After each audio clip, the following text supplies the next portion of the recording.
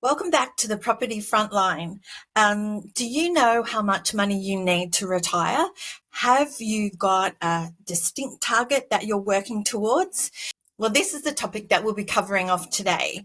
I'm here with Jane Purnell from Holsworth Partners. Hi, Jane.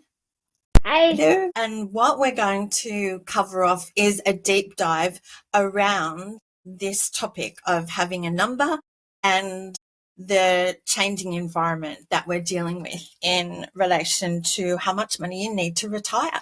So let's get started. All right. So Jane, can you tell us a little bit about what you do? Sure. So I work for Holsworth Partners. I'm a financial planner, qualified financial planner. I'm also a qualified accountant and mortgage broker. So I kind of have all of the skills and qualifications to look at everybody's picture quite deeply, which gives me a chance to sort of look at things holistically. I've done a lot of study and I still do a lot of study. I'm actually training at the moment. I'm doing my certification in training and assessment. Yeah, always studying and yeah. And I'm guessing that would mean, like, because you have those different aspects, it means that you can really help people make a more personalised decision towards what their financial future would be. 100%, Deborah. I kind of look at people's situation not just from an advice or an investment point of view, but what tax complications might that have? What lending complications may that have? So that I'm not forgetting different important aspects of their financial sort of picture. Yeah. And hopefully get them to their desired target as 100%. efficiently as possible. So let's talk about the number then. What is the recommended amount that people should be working towards if they want to retire comfortably? Excellent. Deborah, I love that question because there is how long is a piece of string answer. You've really got so many factors that people, and I love it. You watch the news or whatever and they say we should have this number, but it's so varied. It's about what lifestyle you want in retirement, what goals, what do you plan to do? What time do you plan to retire? What other aspects do you have? Do you have an investment property? Are you just relying on age pension? All of these different things have a variation on that number. So the ASFA recommends for a couple for a comfortable retirement, we should have about 73,000.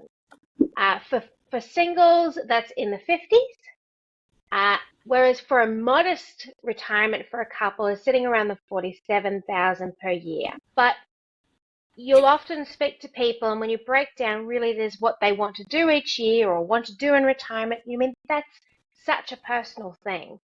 So if we were to take the retirement standards, you're looking at anywhere from $600,000 to $1 million in super and savings.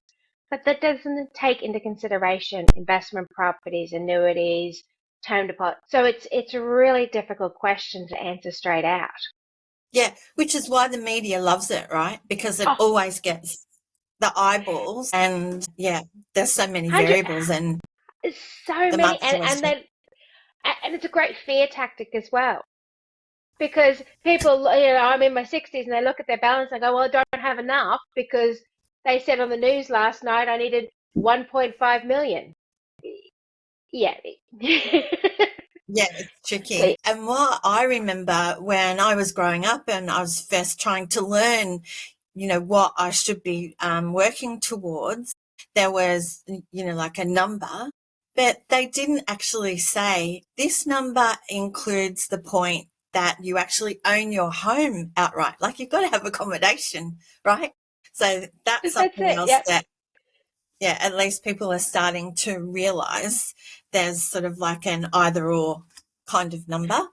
Correct. Yeah. There's no perfect number. If we have this number, we're going to have the perfect retirement. It's really about building your own perfect number. Yeah.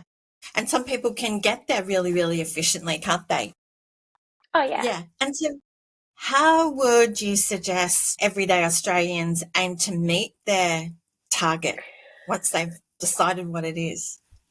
What did they decide? Or even before you start, and that's the key with any investments and wealth creation and all of that is don't wait till you pick the target. Start now. Start Mm, early. Start investing, no matter whether it's at $50 a month or not. Just start doing something now. mm, And look, we always look at the obvious. Maximizing your super contributions. I really encourage, spouses, particularly if a wife's taking time off work to look after the kids, doing spouse contributions and government, taking advantage of the government go contributions, all those things.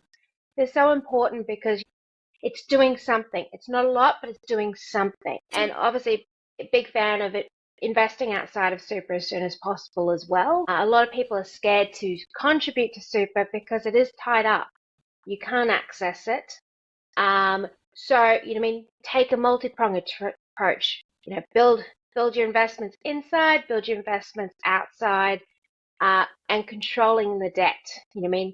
Thinking about your debt before you're jumping into it is such an important aspect to achieving any goal because you're paying interest. That interest is money that you could be putting into your investments.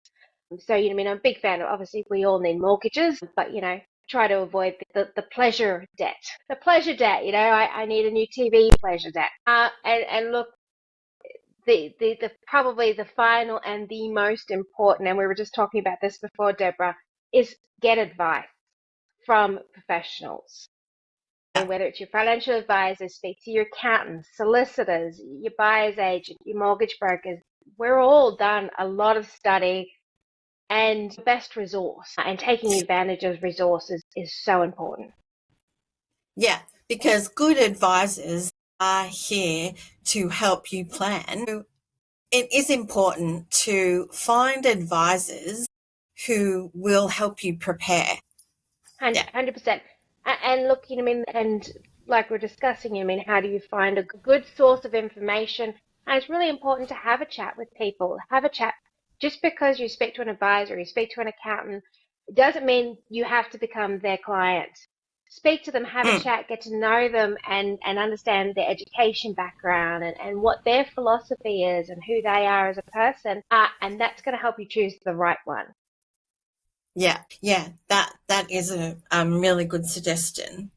Okay, and so talking about trends and opportunities then, so what are you noticing in the current market and can you point to any specific trends or opportunities?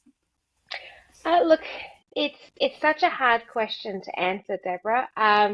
The reason being is because there is so much out in the market, and it really depends on you and your goals. What's your goal? And that's the most important thing as a financial advisor. Once I know what your goal is and what you are comfortable with, I go find what the trend is or what the appropriate product is or the investment or whatever it is. So there is probably a lot of trends. If I was to ever say anything, I know that young people, they're really loving the ESG, but again, there's a million different things out there to achieve that goal. So yeah, it's really about you and what your goal is. Yeah, and I think that's such a good point to make because I speak to a lot of people who will say to me, the market's so overheated, I've missed my opportunity. And I'm like, no, there'll No, always be opportunity. And just always. like on your side of the fence, so, on the finance side or financial planning side, there's always new opportunities. And so don't come into this thinking it's too late. It's really about, just looking at where you are and then finding the fastest pathway. But Yeah, I also think, like you and I have been talking about, this approach. In the past, I thought financial planners were really taught help people focus on getting their target, hitting their target, and then making sure they paid all that or they drew their resources down so that they had, so that like they planned out how long they were going to live and drew down their money accordingly. But of course, one of the big changes is that we are living so much longer than we ever planned to, or than we ever have before. And who knows what's going to happen with AI. And so this approach of working towards being in a situation where you will outlive your income, that I think is like a step change to planning. 100%, 100%. And it's always been a concern, you know, that, yeah, I mean, you have so much money, you're not working anymore, nor can you work or want to work anymore.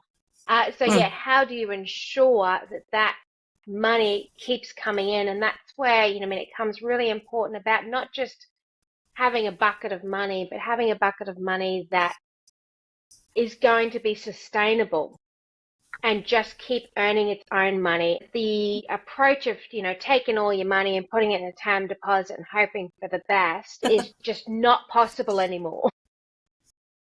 Yeah. It's just not possible. You need that money to work, whether it's a rental income, whether it's an annuity guarantee, whether it's investments that are growing and giving you an income. It becomes such an important aspect that you can't guess that stuff. You need to understand it to make sure that it works right the way through. Yeah, and then I guess it would also be about checking it, wouldn't it? Like you'd have to keep your 100%. eye on it. Yeah. Yeah. Yeah. You need to check it, and you need to understand what it is that, you need out of it. And that's where we go back to the goals and what income you need. That becomes important focus as opposed to what the balance we put in the bank account is. Yeah. And just one more question while we're sort of in this kind of topic. I guess it would also be about making sure that you, as the investor or the person who was, planning their retirement, making sure that you understand how these things work. So it's not that complex that it takes you, 6 months every year to like track everything. It should be, I think, much more transparent. Oh, 100%, Deborah. And the thing is a good advisor, whether it's an accountant or a financial advisor or anybody really, should be giving you information in writing. Now, you probably don't understand it all, and that's okay. That's where you ask for more information. You go, can you give me some information? I can read that. We've got a whole what we call the financial education guide, and it's in paper form. It's like 100 pages, and it's full of an outline of every different product out there and the information on what that product is and how it works.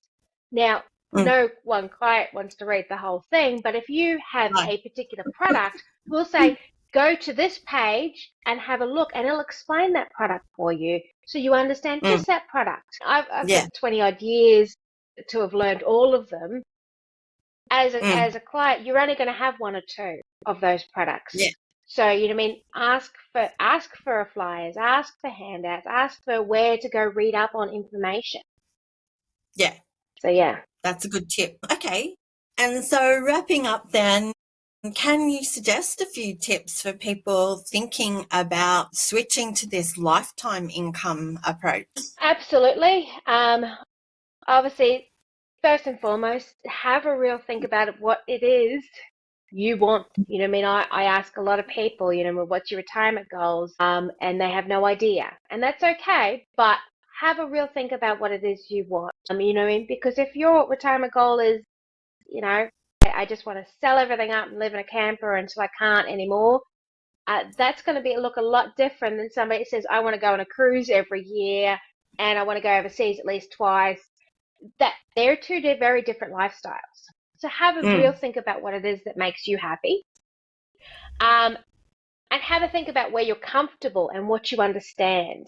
I mean, if you don't understand super or you don't trust super, which is another one we get, I mean, speak to somebody to understand why it is, what it is that you don't trust and how that maybe be able to use to things you do understand. It's so important. And communicate. It really boils down to communication, doesn't it? Speak to people, talk to people, get advice, call all these professionals up. Go to the, Money Smart website and have a little poke around. Those things will help you understand basis so that then you can have conversations with you or me, and we can then add on to that and point you in the right direction and actually help you achieve those goals. Yeah, that sounds good. And I guess the main point, which you've been stressing all along, it's about a very personalised approach. So you can't really copy what other people have done, because there's really a pathway of for each individual, and that's why it's really important to get someone who can provide that very tailored advice. 100%. 100%. It's so hard Alrighty. to Well, cookie cut. So thanks very much for joining us today. For those of you who have been listening, if you would like to contact either Jane or myself, our details will be added to the description box of the podcast. You can join us again for the next session of the Property Frontline, where we'll cover more market updates and insider strategies. If you would like to be notified of new episodes, you can subscribe. And if you would like to suggest some questions, please email me or just drop them in the comments box. But until next time, we'll see you again. And thanks, Jane. Thanks, everyone.